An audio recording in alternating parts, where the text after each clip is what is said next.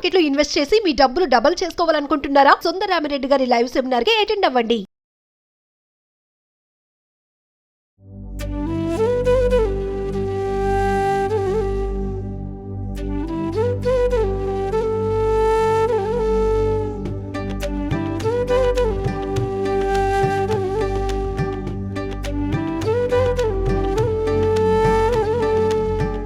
ప్రస్తుతం మనతో పాటు ప్రముఖ ఆధ్యాత్మికవేత్త శ్రీనివాసులు అనంతరామ శర్మ గురువు గారు ఉన్నారు. వీరితో ఈరోజు కొన్ని విషయాల గురించి మనం చర్చిద్దాం. గురుగారు నమస్కారం అండి. నమస్కారం.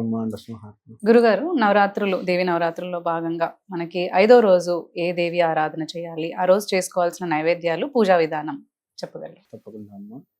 మనకి మహాలక్ష్మీదేవి లేత గులాబీ రంగు చీర, ఎర్ర రవ్వ ప్రసాదం. రవ్వలో 3 రకాల రవ్వలు ఉన్నాయి. తెల్ల రవ్వ ఒకటి, బొంబాయి రవ్వ అంటారు దాన్ని. గోధుమ రవ్వల్లో 2 రకాలు ఉన్నాయి, ఎర్ర గోధుమ రవ్వ, తెల్ల గోధుమ రవ్వ అని ఇలా ఉన్నాయి. ఒకటి ఎర్ర గోధుమ రవ్వ అని తీసుకోవాలి. లేత గులాబీ రంగు చీరతో అలంకరణ చేసి ఎర్ర గోధుమ రవ్వతో నైవేద్యంగా పెట్టేసుకుంటే సరిపోతుంది. ఇక్కడ మహాలక్ష్మి అనగానే మనందరికి గుర్తొచ్చేది డబ్బులు. ఆ రోజు అమ్మవారికి అలంకరణ కూడా డబ్బులతోటి. ప్రస్తుతం మనకు ఉన్నటువంటి కరెన్సీ ఏదైతే ఉందో, ₹2 నోటు దగ్గర నుంచి రూపాయి నోటు, ఇట్లా అక్కడి నుంచి లెక్కేస్తే చివరిగా ₹500 ఉంటే ₹500 వరకు కూడా మనం అలంకరణ చేస్తూ ఉంటాం. కాయిన్స్ కూడా అమ్మవారి దగ్గర పోసి కాయిన్స్ తోటి పూజ చేస్తూ ఉంటాము.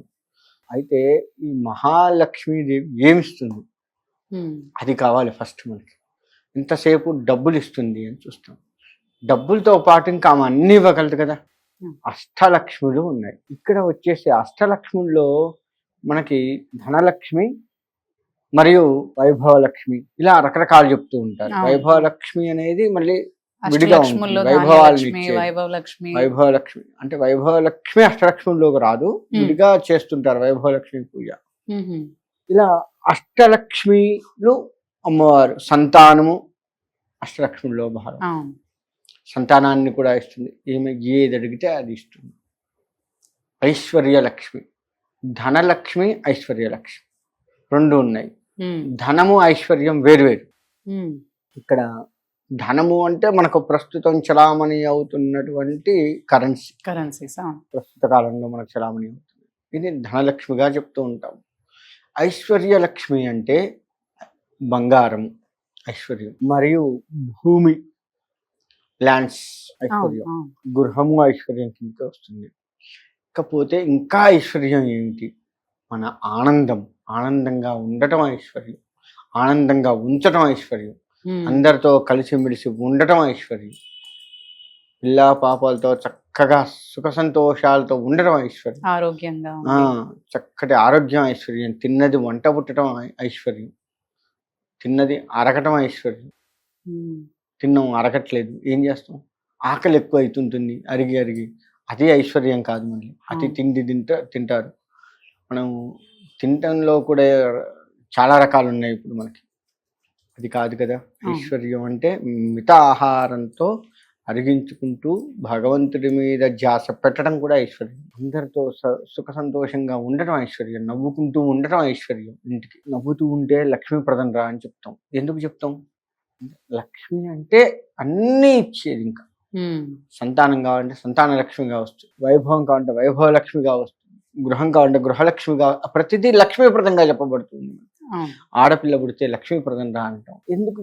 అన్నీ అంటే అన్నీ ఇచ్చేది తల్లి. కాబట్టి ఇంకా మనకి ఇప్పుడు అప్పుల బాధలు ఇవి కూడా ఉన్నాయి. అవన్నీ తీరాలి అంటే లక్ష్మీదేవి పూజ బాగా చేస్తాం.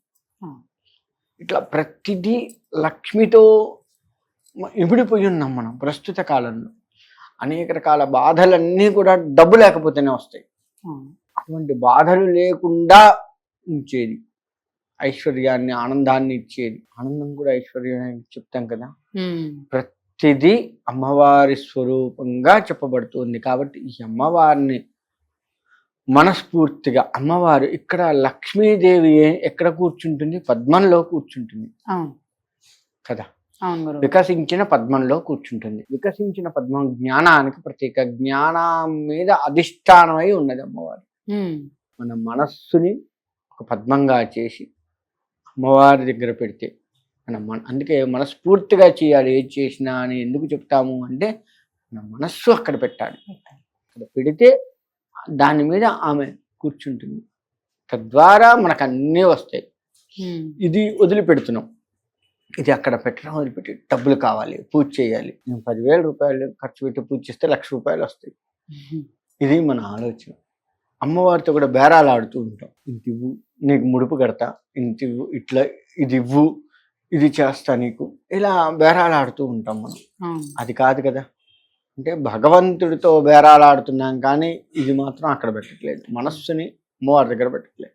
మనస్సు అనే పుష్పాన్ని అమ్మవారి దగ్గర పెడితే దాని మీద ఆమె అధిష్ఠించి ఉండి మన ప్రతిదీ కూడా మన ధర్మబద్ధమైన ప్రతి కోరిక తీరుస్తూ మనల్ని చరితార్థుల్ని చేస్తుంది.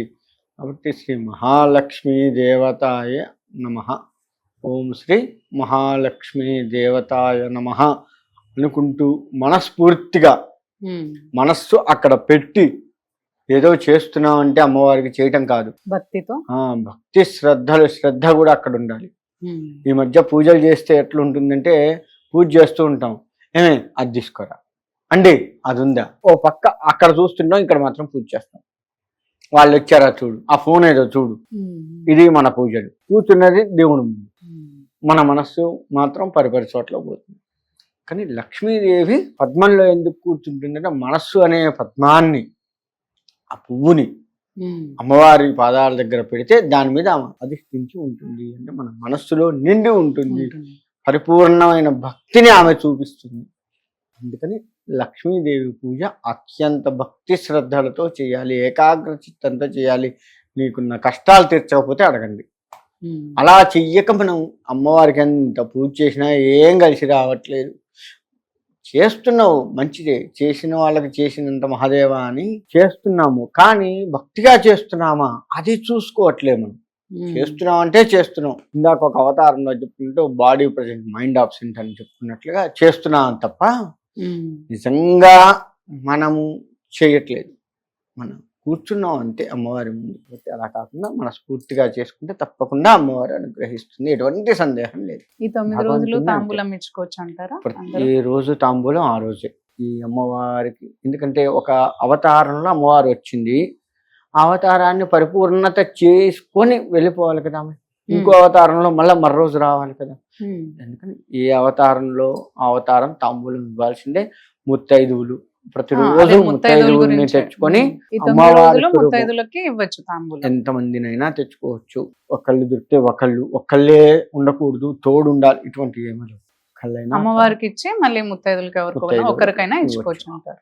అమ్మవారికి పెట్టిందే ముత్తైదువులకు ఇచ్చుకోవచ్చు, లేదు ముత్తైదువులకు ప్రత్యేకంగా తెచ్చుకోవచ్చు. ఇక్కడ చేసే పని ఏంటంటే, పూజ చేసుకునే మనం ఏం చేస్తున్నామంటే, ఒక 10,000 రూపాయల చీర తెచ్చుకుంటాం, అమ్మవారి ముందు పెట్టి కట్టుకుంటాం. ముత్తైదు వస్తే 200 రూపాయల చీర తెస్తాం. ఇది ఒకటి చేస్తారు. మన వాళ్ళ దగ్గర మంచి తెలివితేటలు ఏంటంటే ఇది ఒకటి ఉంది. అంటే నిజంగా ముత్తైదువు రూపంలో మన ఇంటికి అమ్మవారు రావాలి, సాక్షాత్ అమ్మవారి స్వరూపాన్ని భావించే మనము అమ్మవారికి చేస్తున్నాము, అమ్మవారికే ఇస్తున్నాం అన్న దగ్గర మాత్రం పిసినారితనం చేస్తాం. మనం కట్టుకోవాలి, మనకే ఉంటుంది అన్నది మాత్రం కొంచెం ఎక్కువ రేటు పెట్టి మంచిది చూసి, కలరు అన్ని మంచిది చూసి, బార్డర్ ఉందా ఇవన్నీ చూసి తెచ్చుకుంటాం. కానీ ముత్తైదు సాక్షాత్ అమ్మవారి నా ఇంటికి వచ్చి తాంబూలం స్వీకరిస్తుంది అనుకున్న వాళ్ళకు మాత్రం మామూలు చీరలు తీసుకొస్తాం. అది తప్పు. చేతి ఏదైతే ఉందో బ్రాహ్మణులకు కావచ్చు, ముత్తైదువులకు కావచ్చు, వాళ్ళు వాడుకునేటట్లు ఉండాలి. హైదే ఉంది అని జాకెట్ ముక్కలైనా సరే వాడుకునేటట్లు ఉండాలి. మంచివి తీసుకొద్దాం. ఎప్పుడు ముత్తైదువులు శ్రావణ మాసంలో వస్తారు, ఈ అమ్మవారి నవరాత్రులు వస్తారు. ఎప్పుడు నువ్వు ముత్తైదువులను ఎప్పుడు పిలుచుకోవు కదా. కాబట్టి ఒకవేళ పిలుచుకున్న సత్యనారాయణ సంవత్సరం గృహప్రవేశాలప్పుడు పిలుచుకున్న ముత్తైదువులందరికీ ఇట్లా చెయ్యం కదా మనం. ముత్తైదు అమ్మవారి స్వరూపంగా నువ్వు భావించి చెయ్యవు కదా. ఒక్క శ్రావణ మాసం అమ్మవారి నవరాత్రులు తప్ప మిగతా ఏ నెలల్లో కూడా నిజంగా అమ్మవారి స్వరూపంగా నువ్వు ఎవరిని భావించవు, తిట్టి శాపిస్తాను తప్ప కదా. కాబట్టి ముత్తైదు అంటే భగవత్ స్వరూపం, అమ్మవారి స్వరూపంగా భావిస్తున్నావు కాబట్టి మంచిదే పెడదాం వాళ్ళకు కూడా.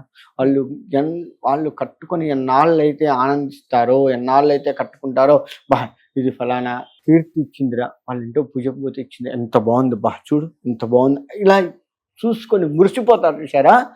వాళ్ళు ఎన్నాళ్ళు మురిసిపోయారో అన్నాళ్ళ పాటు నీకు అమ్మవారి అనుగ్రహం వస్తూ అనుగ్రహం. ఉంటుంది. అది గుర్తుపెట్టుకోవాలి. ఇదే అనుకున్నారా అక్కడితో ఆగిపోతున్నా అనుగ్రహం. నువ్వు పూజ చేసినంత వరకే పోతుంది, మిగతాదంతా ఉండదు. అందుకని వాళ్ళు కట్టుకొని వాడుకునేటట్టుగా ఉండాలి, తీసి పక్కకు పడేసేటట్టు ఉండొద్దు మనం ఇచ్చేది. ఆ విధంగా చేసుకోవాలి. ముత్తైదు రూపంలో అమ్మవారు వస్తుంది కాబట్టి చాలా జాగ్రత్తగా ఉండాలి. అలాగే గురుగారు, ధన్యవాదాలు. మంచిదమ్మా.